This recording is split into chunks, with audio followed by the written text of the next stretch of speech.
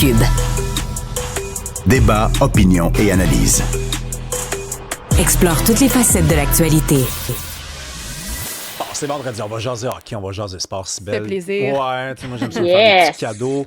On va en parler avec une chroniqueuse au Journal de Montréal. Bonjour Jessica Lapinski. Bonjour, comment ça va? Ça va très bien, merci, c'est vendredi. Jessica, le 1er juillet, c'est une date très importante dans le hockey parce qu'à partir de cette date-là, les joueurs qui sont sans contrat deviennent autonomes avec ou sans compensation. Généralement, moi je le sais, les étés s'accumulent déjà dans ma vie de 31 ans. 10 jours après le 1er juillet, il y a comme un refroidissement. Là, on sent que c'est moins chaud, les joueurs les plus convoités ont trouvé preneur, les transactions qu'on imaginait là, sur le point d'être réalisées, ça tombe à plat. Mais c'est pas une raison de ne pas parler de hockey parce qu'il y a déjà la saison qui s'en vient, là, qui commence à se préparer. Je veux qu'on parle de Zachary Bolduc. C'est ce joueur que le Canadien est allé chercher. C'est un ailier droit québécois qui a joué dans la LHJMQ, son hockey junior. On est allé le chercher chez les Blues de Saint-Louis en échange de Logan Mailloux. Il aurait reçu la consigne, c'est lui qui l'a dit au tournoi de golf du Canadien, de s'entraîner aux mises en jeu parce que peut-être qu'on va en faire un centre de deuxième trio. Oui, mais c'est peut-être pas aussi clair que ça. Mais il y a deux choses là-dedans. La première, c'est que Zachary Bolduc, ça fait 4 ans qu'il n'a pas joué au centre. Mais ça veut dire que avant ces 4 années-là, il a joué au centre. Donc, il a quand même une certaine expérience, mais qu'il n'a pas développé dans les dernières années, qui sont quand même cruciales. Là. Je veux dire, on parle de 18 à 22 ans, c'est quand même un moment charnière dans la carrière d'un jeune joueur de hockey. Donc, ça fait un moment, mais il l'a déjà fait. Puis l'autre point, c'est que, on l'a vu, tout le monde, là, le Canadien, il a un criant besoin, pas qu'au centre, là, mais sur son deuxième trio. Avec Denida. Puis il n'y a rien qui a été fait en ce sens-là. Il n'y a rien visiblement qui a été possible, soit par transaction, soit par la signature d'un joueur autonome. Et peut-être qu'il y a un début de solution avec Zachary Bolduc, peu importe la position qu'il pourrait occuper au sein de ce deuxième trio-là. Mais effectivement, il a commencé à travailler avec Marc Bureau, grand spécialiste des mises au jeu, à la demande du Canadien. La demande du Canadien, de ce qu'on comprend, c'est pas dans le sens tu vas être notre centre de deuxième trio, mais c'est plutôt d'un coup que puis c'est aussi, je veux dire, le hockey, ça joue à tellement peu maintenant que tu veux que dans l'éventualité où ton joueur de centre soit chassé à un moment important du match, que ton ailier soit quand même apte à prendre des mises au jeu puis soit capable de te sortir, disons, en fin de match, une mise au jeu dans ton territoire. Tu veux pas te retrouver dans l'embarras puis finalement perdre le match parce que la mise au jeu a été prise par ton ailier qui avait aucune idée comment faire, là. Donc, on sait pas, mais tout ça, je trouve ça quand même encourageant parce que quand le Canadien était chercher Zachary Bolduc, c'était une excellente nouvelle, dans mon sens. Là. Je veux dire, il a joué à Québec avec les Remparts. Je l'ai vu connaître 2 saisons de 50 buts. Ce gars-là a un tir dévastateur. Apparemment, qu'il a ajouté pas mal d'armes dans son jeu parce que c'était pas un joueur très physique dans les rangs juniors, ce qui lui a souvent été reproché. Puis là, apparemment, qu'il aime de plus en plus, donner des coups d'épaule et tout ça. Puis, on savait pas exactement quel rôle il pourrait prendre au sein du Canadien parce que c'est pas un joueur qui a encore une grande expérience, mais si déjà on lui demande de faire ça, c'est peut-être parce qu'on voit en lui un début de solution sur le deuxième trio, peu importe le rôle qu'il va occuper, là. Oui, puis tu sais, parce que normalement, c'est Kirby Dach. Normalement, là, c'est Kirby Dach, le centre du deuxième trio, mais là, ça fait 2 saisons qu'il compose avec des blessures. Je regardais sa fiche sur HockeyDB, ça fait 4 ans qu'il n'a pas joué plus que 60 matchs. Donc, sans dire que le Canadien a lancé la serviette dans son cas, c'est quand même un joueur de 24 ans, très prometteur, qui avait été repêché parmi les 5 premiers au repêchage il y a quelques années. Je pense qu'on veut un plan B qui pourrait décoller là. Puis moi, ce que j'aime avec Bolduc, c'est son attitude. Parce qu'au tournoi de golf, il s'est fait demander quel rôle anticipes-tu d'occuper? Et il a répondu, moi, ça ne me dérange pas de jouer sur un deuxième, un troisième ou un quatrième trio. Puis il y a des gens qui ont retenu de cette sortie-là le fait que dans sa tête, il est prêt à jouer n'importe où, mais il l'a pas nommé le premier trio. Comme si par respect pour l'organisation, il estimait que, de toute façon, le centre de premier trio, c'est quand même le capitaine du Canadien. Mais, il a eu l'élégance d'arriver dans une nouvelle organisation puis de dire, regardez, moi, je suis prêt à jouer là où il y a une place qui peut m'être réservée et j'accepte que sur la première unité d'attaque, c'est sacré d'une certaine façon. Oui, exactement. Ben, c'est drôle parce que c'est ça que j'ai relevé aussi, là. Je suis retournée, j'étais pas présente, là, au tournoi de golf hier de la Fondation Tanguay, là, mais je suis retournée voir les textes de mon collègue Kevin Dubé qui était là puis qui couvrait pour le journal. Puis c'est ce qui m'a marqué aussi. Puis tu sais, ça veut dire aussi, je crois que, le premier trio du Canadien, il commence à être très respecté à travers la Ligue. Je veux dire, clairement, Zachary Bolduc, étant québécois, il devait s'intéresser un peu à ce qui se passait chez le Canadien, qui était quand même pas une équipe qui affrontait très, très souvent pendant la saison, mais aussi, c'est que ce premier trio-là, avec Suzuki, Caulfield, Slavkovski, il commence à avoir une réputation à travers le circuit, puis Zachary Bolduc, je veux dire, c'est tout à son honneur de démontrer l'humilité, de pas vouloir aller chambouler ça, puis qui sait, peut-être que ça va arriver, on ne sait pas, là. Mais aussi, tu sais, ça me laisse croire que au moins, il y a quelque chose qui est réglé chez le Canadien, là, c'est que tu as un premier trio. Là. Hey, je veux qu'on parle parce qu'on a parlé de Bolduc qui a joué pour les Remparts de Québec sous la gouverne de Patrick Roy. Il y a un autre joueur qui va jouer, en tout cas cette fois-ci sous la gouverne de Patrick Roy, c'est Jonathan Drouin. On s'en rappelle, Drouin, à Montréal, ça avait été très difficile. Il avait composé avec des enjeux de santé mentale. Là, il s'est repris ces 2 dernières saisons au Colorado. Excellente saison l'année passée, 37 points en 43 matchs. Là, il s'en va jouer, lui, pour Patrick Roy.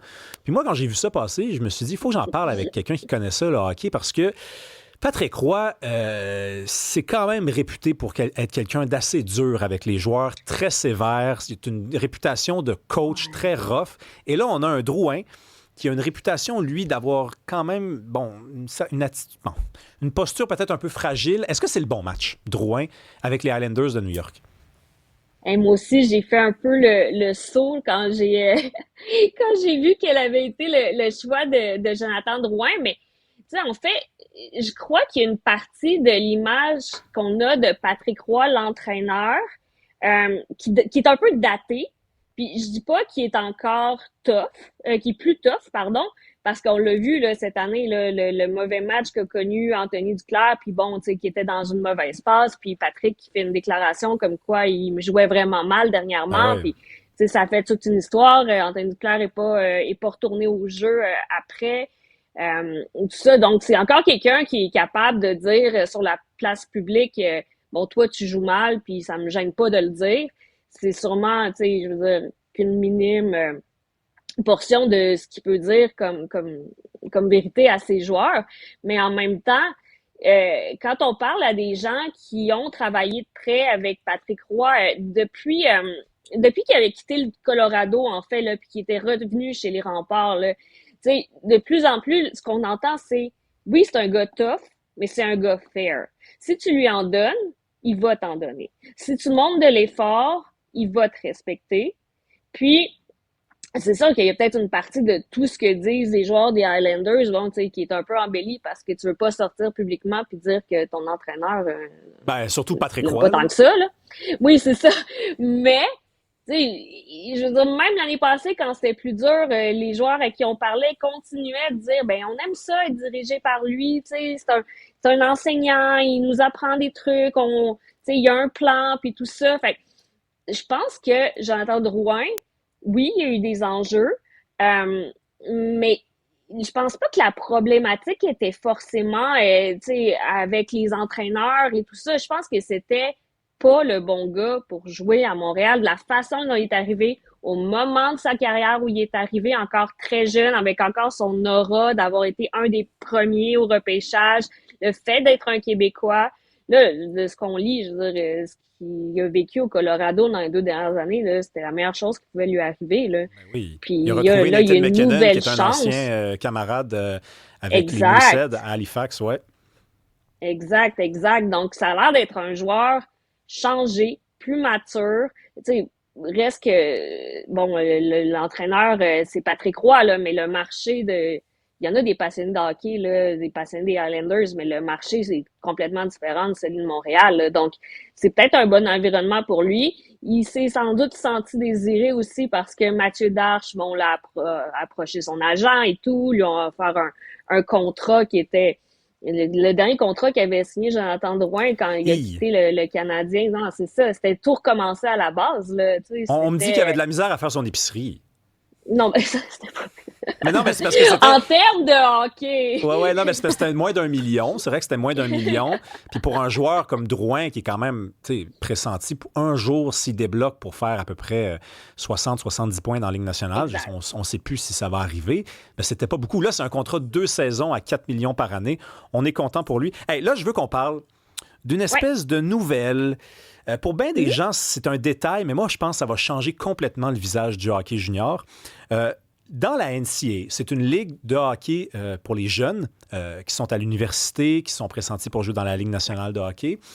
On a décidé, pour aller chercher des talents qui sont issus du hockey junior canadien, de payer, et de très bien payer, des joueurs vedettes en devenir dans la Ligue nationale de hockey. On a, par exemple, octroyé un contrat de 700 000 pour une saison à Gavin McKenna, qui a 16 ou 17 ans. Là. C'est un joueur qui va être repêché l'année prochaine à 18 ans. Il est pressenti pour être le premier à entendre son nom le soir du repêchage.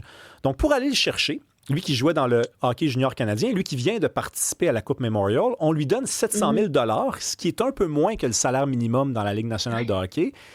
Ça, je pense que ça va changer le hockey junior canadien parce qu'ils vont devoir, pour conserver leur talent, songer à modifier certaines pratiques. Ben oui, absolument. Là. Moi, je trouve vraiment pas que c'est un détail. Je veux dire, c'est un détail peut-être pour les amateurs de hockey qui suivent pas tant, tu sais, qu'est-ce qui se fait, qu'ils sont pas fans d'une équipe de la LHJMQ ou peu importe, mais je veux dire, jamais la Ligue canadienne de hockey ne va être capable de rivaliser avec de pareils montants. Là. Puis le montant qui a été octroyé, puis tu le disais très bien, là, je veux dire, c'est presque comme s'il avait déjà signé son contrat dans la LNH, puis il est pressenti pour être... il va être le premier choix du prochain repêchage. Il lui reste encore 1 an là, à attendre, là. Mais jamais, jamais, jamais la Ligue canadienne de hockey va être capable de rivaliser avec ça. Pour d'autres joueurs qui ont touché là, plus de 100 000 par année, là, d'autres joueurs qui ont été repêchés très tôt, là, c'est comme pas qui? La norme. Là. Comme qui, par exemple? Comme excuse-moi, Lindstrom, okay. 4e choix, je pense, l'année passée. Porter Malone, qui est aussi qui a été repêché tôt cette année, n'a pas encore signé, mais on s'attend à ce que ce soit dans les 6 chiffres. Porter Martin. Martin, excuse-moi, oui, exactement. Donc, on s'attend aussi à ce que ce soit dans les 6 chiffres. Sinon, on parle plus de montants qui tournent autour de 50 000 US, mais je veux dire, aucune équipe de la LCH, puis c'est pas quelque chose qui se fait. Là, je sais que le Circuit canadien est à la recherche de solutions. Mario Cecchini, qui est le commissaire de la LHJMQ, parlait peut-être de pouvoir octroyer que les joueurs aient droit d'avoir des commandites et tout ça, mais la LCH semble pas vouloir aller dans cette direction-là. Préfère prôner le fait que c'est une excellente ligue de développement, ce qu'elle demeure, là. Je veux dire, la majorité des premiers joueurs appelés cette année venaient de la LCH, là. Pas nécessairement de la LHJMQ, mais il y en a quand même eu quelques-uns. Oui, la Ligue de l'Ontario, la Ligue de l'Ouest. C'est ça, exactement. Mais parce que l'enjeu au départ, c'est qu'on croyait que les meilleurs joueurs allaient partir peut-être à 18-19 ans pour la NCAA, ce qui est permis depuis cette année. Puis à ce moment-là, il y aurait des marchés qui en souffriraient parce qu'ils seraient moins capables ils allaient être moins capables d'attirer des gens parce qu'il y aurait moins de vedettes et tout ça. Mais là, quand les gars commencent à partir à 17 ans, c'est un tout autre enjeu. Ben oui, puis tu sais, Jessica, on parlait de Kirby Dach il y a quelques instants. Kirby Dach, là, quand il a été sélectionné parmi les 5 premiers, lui, il ne savait pas qu'il allait arriver dans la Ligue nationale de hockey puis accumuler les blessures. Donc, les parents de ces joueurs-là, des fois, ils doivent les conseiller en leur disant, regarde, oui, tu es pressenti pour faire du 10-12 millions par année dans la Ligue, mais si tu te blesses, ben, au moins, tu vas avoir fait ton 700 000 dans la NCAA ou ton 500 000 ou ton 400 000. Moi, je pense que ça part d'une bonne intention. Ils sont conseillés par des agents qui veulent faire une meilleure cote dès la découverte de jeunes talents comme ça. Puis c'est aussi des joueurs qui se disent, si jamais je me fais blesser, me fais rentrer dans la bande, puis que je ne l'ai pas, mon 10-12 millions qu'on me dit que je vais faire depuis que j'ai 12 ans, mais il y a autre chose, par contre. À l'avantage des ligues de hockey junior au Canada, le circuit, à ce jour-là, dans la LHJMQ, c'est 64 matchs par année. Ouais. C'est la possibilité de faire les séries, de participer à la Coupe Memorial. Ça ressemble beaucoup plus à la cadence de la Ligue nationale de hockey, alors que dans la NCAA, c'est 34 matchs de saison régulière, beaucoup moins de déplacements en autobus. Il y a un esprit de groupe peut-être qui se fait moins que dans les ligues juniors majeures. Ça, peut-être qu'il y a des joueurs qui vont rester, même s'ils font moins d'argent, juste parce qu'ils veulent être prêts pour vivre la cadence de la Ligue nationale de hockey. C'est pas impossible, ça. On a un commentaire d'un auditeur. Oui. Oui, bien écoute, je vous relance là-dessus. Quelqu'un nous dit, c'est Frank de Pointe-aux-Trembles, il dit en plus de l'argent, les gars ont la scolarité américaine gratuite. Ouais, oubliez ça, le hockey junior au Canada est mort. Qu'est-ce que vous dites à ça? Oui, mais ça, c'est sûr que la scolarité, en plus la scolarité dans une université américaine ou un college américain, là, ça vaut de l'or, ça. Oui, mais pour ça, il faut que tu ailles le chercher, ton diplôme. Là. Je veux dire, Gavin McKenna, selon moi, il va rester 1 an à l'université, puis après... Mais oui, absolument. Mais c'est vrai pour plein d'autres, là. Je veux dire, où tu peux faire 4 ans, puis après, il te reste... je veux dire, t'as pas un horaire aussi chargé qu'un universitaire régulier. Peut-être qu'il va te rester des cours à faire. Tu vas les chercher plus tard dans ta carrière. C'est sûr que c'est un avantage aussi là, pour certains de ces joueurs-là. Puis ce que tu disais aussi par rapport à la possibilité de voir ta carrière... écourté, puis d'avoir déjà des centaines de milliers dans ton compte en banque, c'est sûr que c'est un avantage aussi, là. Puis c'est sûr que le hockey junior canadien sera plus jamais le même, là. Selon moi, il n'y a aucune façon de rivaliser avec cet argent-là, là. Mais effectivement, tu joues plus de matchs dans le circuit canadien. Ça peut en interpeller certains. Puis, c'est souvent un questionnement qu'on a aussi. On regarde Lane Hutson, là, dont c'est la première saison complète dans la Ligue nationale après avoir joué, lui dans la NCAA. Puis, à un moment donné, le questionnement, c'était est-ce qu'à la mi-saison, il va cracher? Il n'a pas craché. On a eu des doutes, mais il n'a pas craché finalement. On a eu des doutes à un moment, mais il s'est bien repris. Mais c'est sûr que si tu as joué NCAA pendant 3-4 ans, tu n'auras pas vécu le rythme de la LNH avant d'y mettre les pieds. Puis ça peut te nuire à un moment donné. Oui, en espérant que la Ligue, en tout cas au moins au Québec, là, la Ligue de hockey junior majeur du Québec, conserve un certain nombre de talents. Ça donne des maudites belles soirées, ça, d'aller voir du hockey junior. Il y a des talents qu'on peut voir dès l'âge de 15, 16, 17 ans comme ça. Merci beaucoup, Jessica Lipinski. Hey, ça me fait grand plaisir. Bon week-end tout le monde. À toi aussi, bye-bye.